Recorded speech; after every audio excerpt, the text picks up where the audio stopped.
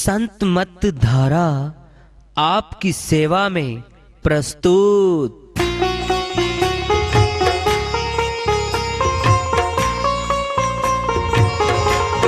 जो चाहता है प्रभु प्यारा वो आओ संत मत धारा। भक्ति भेद बता कर सारा वो कर दे भव के पारा। जो चाहता है प्रभु प्यारा वो आओ संत मत धारा। भक्ति भेद बता कर सारा वो कर दे भव के पारा।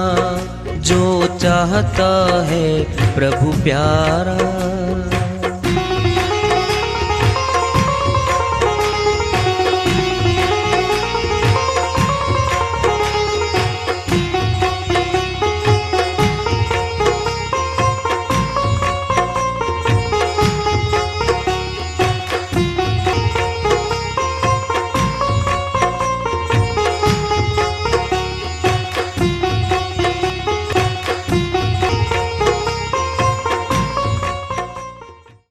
परम पूज्य सदैव स्मरणीय सदगुरु साहिब की जय हो। सतनाम साहिब। आदरणीय सर्व संतों की जय हो। उपस्थित आदर के योग प्रभु प्रेमी एवं जिज्ञासु आत्माओं, हम सभी पूर्ण पिता परमात्मा सभी सृष्टियों के रचनहार कुल मालिक हम सबके जीवन का आधार उनकी महिमा को सुनने के लिए एकत्रित हैं। मेरी सभी से अर्ज है कि मैं कोई जगत गुरु नहीं, कोई महाराज नहीं, कोई महामंडलेश्वर नहीं। मैं केवल सभी संतों की चरणों की धूल हूँ और आपका भक्ति मार्ग में सहायक हूँ। मैं अपनी सीधी साधी टूटी फूटी भाषा में, संदुकड़ी भाषा में भक्ति भेद के गूढ़ रहस्यों को उजागर करने वाले विचार आपके समक्ष रख रहा हूँ। यदि अच्छे लगे अपनाएं, नहीं तो गैर जरूरी समझकर विसार दें। अपने वंश को बोल दो, समझा दो अच्छे से। सत्य शब्द उपदेश के बिना कोई पार नहीं होगा यहां से।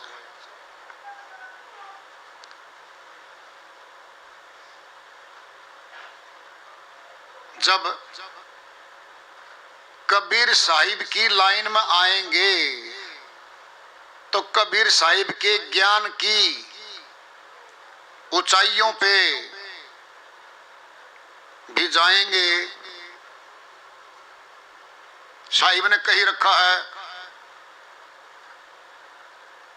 अगर हे धर्मदास अमर लोग जाना है, सत्य लोग जाना है, तो सत्य ज्ञान सत्य उपदेश ही चाहिएगा। साहिब अमर लोक का सत्य लोक का अपनी श्रीवाणियों में बखान करते हैं। वो काल का दूत आएगा, वो बोलेगा कि कोई सत्य लोक नहीं है, कोई अमर लोक नहीं है, कोई अगम लोक नहीं है, कोई अलख लोक नहीं है। वो काल का दूत खंडन करेगा अमर लोक का सत्य लोक का।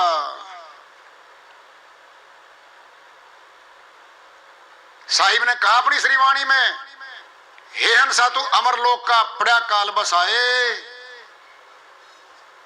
फिर ये श्रीवाणी झूठ है क्या साहिब की?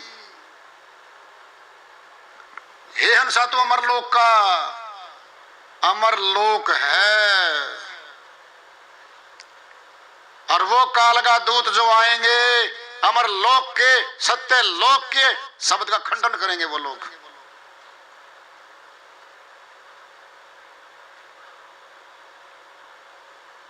उनसे बचना होगा जीवात्मा को। वो भिन्न भिन्न प्रकार के टेलीविजनों पे, यूट्यूब पे, भिन्न भिन्न प्रसारणों में अपने मिश्रित विचार प्रलोभन के और काल के ज्ञान का प्रचार करने के लिए और कबीर साहिब के मूल ज्ञान का खंडन करने के लिए आएंगे वो लोग।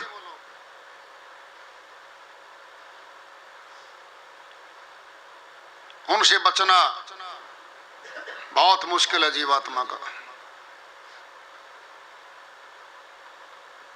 और हे धर्मदास, वह सत्य पुरुष के नाम और ज्ञान को छिपाकर अपने ज्ञान को प्रकट करेंगे और अपने आप को ही कबीर साहिब सिद्ध करेंगे वो लोग, जिससे बहुत जीव भ्रमित हो जाएंगे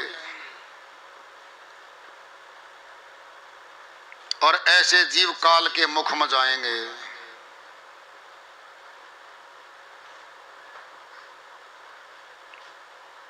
अगर साहिब ने कहीं झूठ कहा है, अगर कहीं सच कहा है, फिर सत्यवादी कैसे हुए साहिब?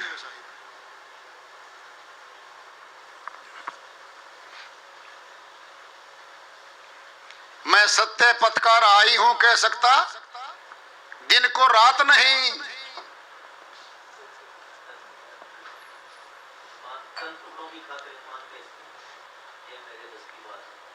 चंद टुकड़ों की खातिर ईमान बेच दूं, ये मेरे बस की बात नहीं। मैं सत्य पथ का राही हूं कह सकता, दिन को रात नहीं।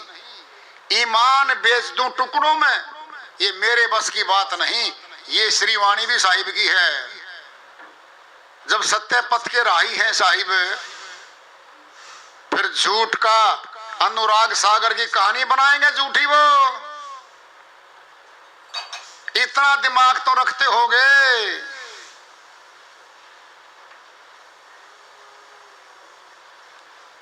साहिब का नाम लेते हो और साहिब को झूठा कथा रचने वाला बता रहे हो तुम्हें। क्या हाल होगा उनका? स्वयं सत्य पुरुष साहिब के अपराधी हैं वो, उनको दंड मिलेगा और साहिब ही दंड देंगे उनको, क्योंकि राजा के चोर को राजा ही दंड देता है। जो साहिब के ज्ञान के चोर हैं, साहिब के अपराधी हैं, उनको दंड भी साहिब देगा।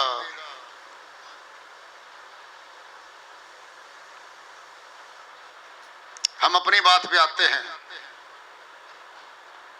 साहिब कहते हैं, हे धर्मदास, जो सत्य ज्ञान मार्ग पर चलेगा वह मुझे क्यों नहीं मिलेगा?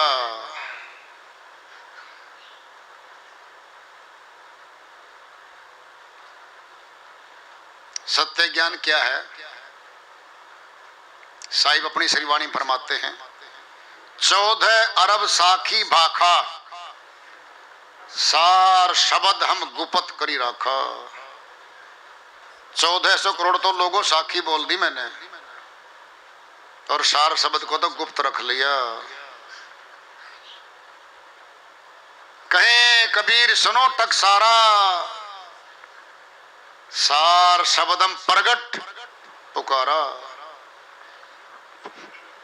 प्रगट कर दिया साहिब ने।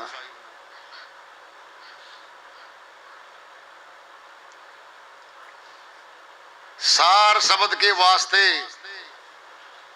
खोजे सकल जहान, कहें कबीर धर्मदास से सार शब्द निर्वाण। हे धर्मदास, सार शब्द को प्राप्त करने के लिए पूरे जगत में खोजबीन करता रहना, पूरा संसार खोज डालना। खोजे सकल जहान, कहीं कबीर धर्मदास से सार शब्द निर्वाण। निर्वाण पद है वो, सार शब्द ही मुक्ति का आधार है। जब मिल जाएगा अब चेताएंगे, आगे खोजे गिर पड़े, पिछली खोज बुलाए। सार शब्द से आगे खोजे बंद आयमपुर जाए। अब साहिब ने चेता दिया है, जब सार शब्द मिल जाए तो आगे खोजना बंद कर देना, कि शायद इससे भी आगे कुछ और मिलेगा, और पिछली खोज बुलाए, जो पिछला करता चला आ रहा था उसको छोड़ देना, वहीं रुक जाना उसी स्थान पे। क्योंकि साहिब कहेंगे अब सार शब्द से आगे खोजे बंद आयमपुर जाए। यम का दूत पकड़ लेगा, तुरंत पकड़ लेगा, छोड़ेगा नहीं।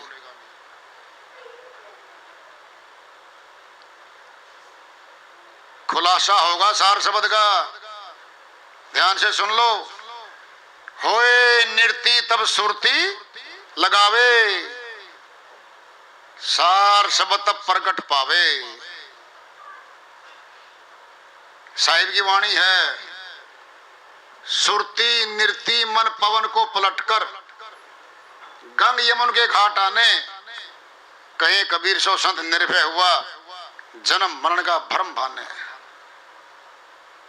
सुरती निरती योग पे जाएंगे जहां, वहां प्रकट होगा।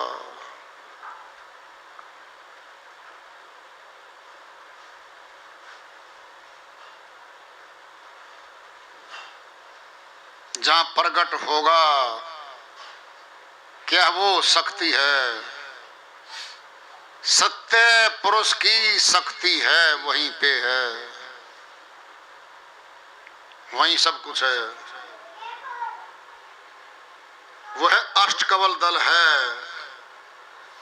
अष्टकवल दल चक्कर शोधे योगी आप आपम बोधे, बोल रखा साहिब ने,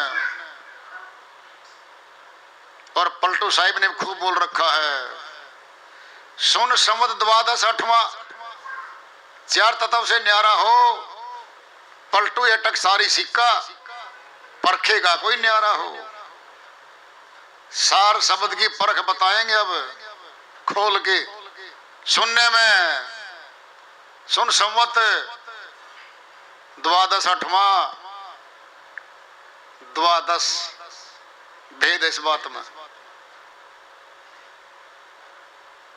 ये द्वादश पे है। 10वें द्वार से आगे सुरती निरती ही जाके मिलती हैं। इस शरीर में तो 9 द्वार हैं, 10वां कहां है? अष्टकवल दल पे प्रकट हो जाता है। फिर आगे 11वां है। फिर साहिब ने कहा है 9 द्वारे जगत सब, 10वां योगी तार, एकादश खिड़की बनी शब्द महल सुखसार। 10वें द्वार से जीव जब जाई, स्वर्ग लोक में वासा पाई। 11वें द्वार से सुरती जब जाई, अमर लोक में वासा पाई।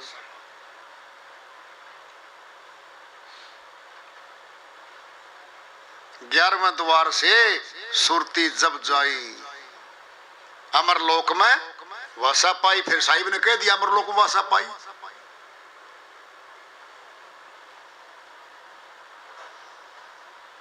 तो वह सुरती निरती,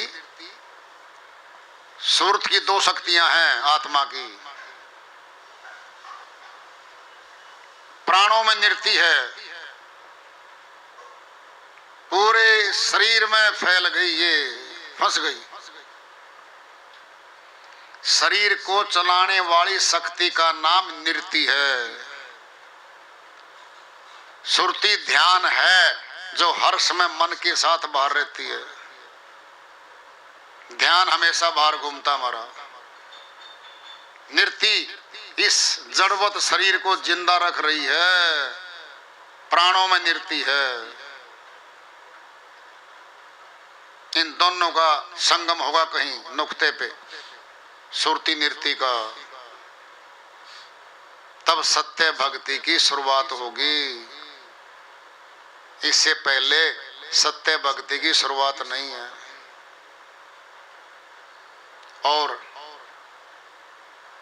उस सत्य भक्ति को करने के लिए मनुष्य का तन दिया ऊंचा।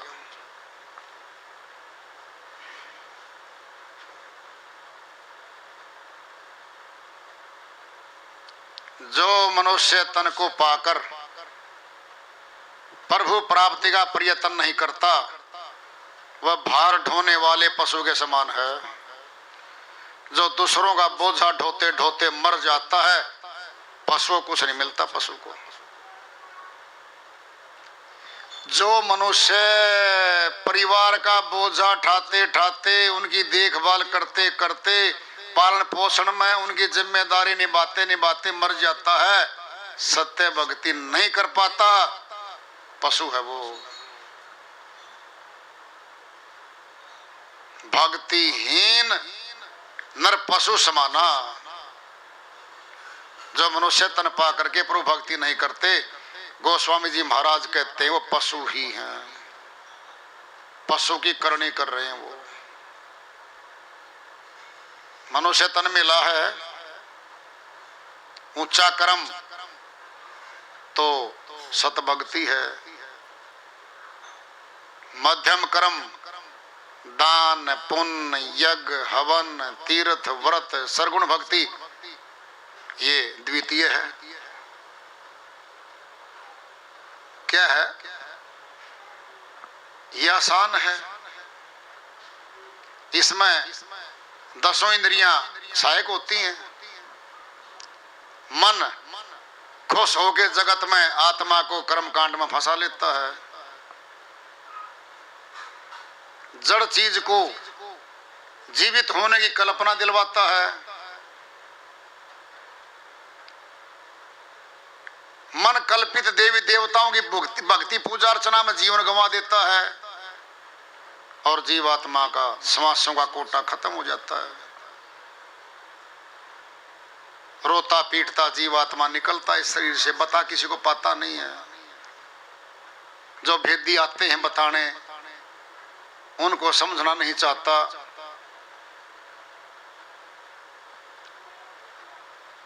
उनको सामान्य मानता है क्योंकि उनकी जानकारी उसके शरीर तक है, वो उसको शरीर से देखते हैं, उसके ज्ञान से आकलन नहीं करते उसका। ये भी न बना है मनुष्य की, वो रह जाते हैं। ढोंगी पाखंडी प्रपंच बना के वेश नाना प्रकार के प्रभावशाली दिखाने के वेशभूषा डाल के जो लोग आते हैं, सत्य ज्ञान उनके पास होता नहीं है, उनके चरणों में जाके गिरता है ये मनुष्य। तन मन धन अर्पण करके ऐसे पाखंडी लोगों के चरणों में संसार पड़ा है नीचे, कुछ नहीं उनके पास। मीठी वाणियां हैं, दिलासा है, मनोकामनाओं का चारा फेंक के कोई मंत्र झूठा दे के पैसे लूटने के नुक्ते जानते हैं ऐसे लोग। न सत्य परमात्मा से मिल चुके होते वो, न मिला सकते किसी को। ये विडंबना है। ऐसे प्रपंच धारी पाखंडी लोगों के चरणों में मनुष्य जाकर के गिर जाता है। सत्य भक्ति वाले साधारण रहते हैं, बनावट नहीं करते, महंगी वेशभूषा नहीं डालते, हाथों में नग जड़ित अंगूठियां नहीं डालते, अलग से कोई विशेष कपड़े नहीं डालते। इसलिए उनको जनमानस सामान्य मनुष्य मानता है और उनसे भेंट करना पूछना नहीं चाहता, इसलिए रह जाता है।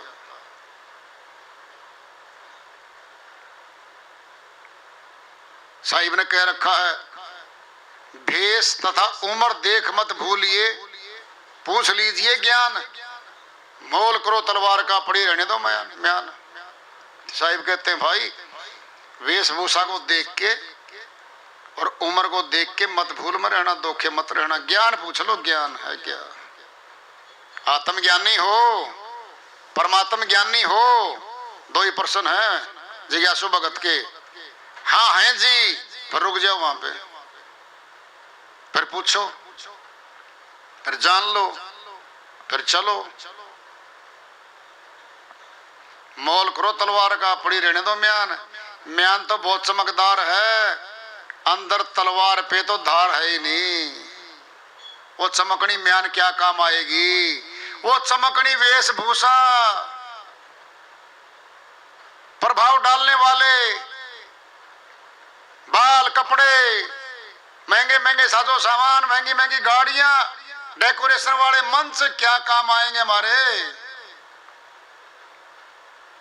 सब बनावटी है ये। जहां बनावट आएगी वहां सत्य नहीं होता। सत्य को बनावटी वेशभूषा, बनावट दिखाने की दूर तक जरूरत नहीं है, वो ज्यों का त्यों है। इसलिए समय है, टिक टिक करके जा रहा है, चल रहा है। कभी भी जीवन का आखिरी पड़ाव आ सकता है। इससे पहले चेतें, जाने और चलें भाई मार्ग पे। और अपने समय में से समय निकाल के लगातार भक्ति करने का है, भगत का कार्य है। बाद में सोचेंगे विचारेंगे फिर फुर्सत मिलेगी, उनको समय नहीं मिला करता, समय चला जाता है। आज कहे मैं कल भजूं, कल कहे फिर परसों, आज काल के कर तीतरे बीत गए वर्षों। साहिब कहते हैं भाई ये तो तू कल भी कह रहा था कल भक्ति करूंगा, फिर आज कह रहा परसों करूंगा, फिर परसों, फिर परसों, फिर परसों, वर्ष बीत गए तेरे तो।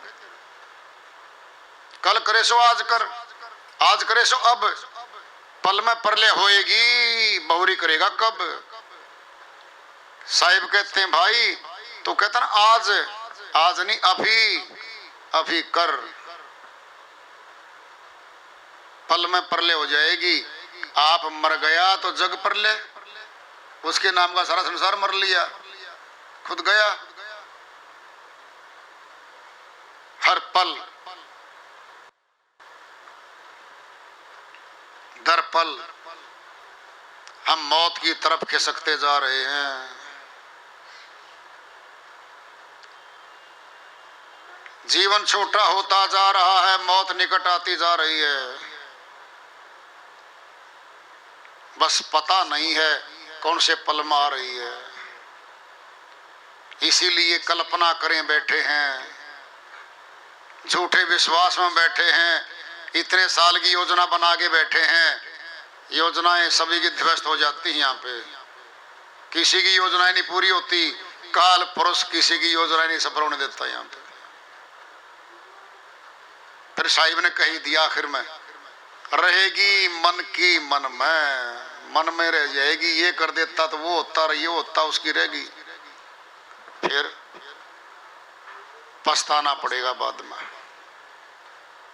जब पछताना पड़ेगा फिर तो बुद्धिमान नहीं हुए, मूर्खित हुए। बुद्धिमान विवेकशील व्यक्ति तो काम को तुरंत करता है। अपने काम को पहले करते हैं हम, दूसरे के काम को बाद में करते हैं। फिर अपना काम तो भक्ति का है, दूसरा कौन है? शरीर है। ये शरीर दूसरा है, पहले आत्मा फिर शरीर, फिर कह दिया तुलसीदास जी महाराज ने तो, भजन करण को तो आलसी और भोजन को होशियार। तुलसी ऐसे जीव को बार बार बेकार। अपना काम तो भजन था, भक्ति थी, और भोजन शरीर को खिलावा 3 बार, भजन फिर देख लेंगे। तुलसी ऐसे जीव को बार बार धिक्कार, धिक्कार ऐसी जीवात्मा को जो कहती है भजन तो फिर देख लेंगे फुर्सत में, भोजन जल्दी ले आओ।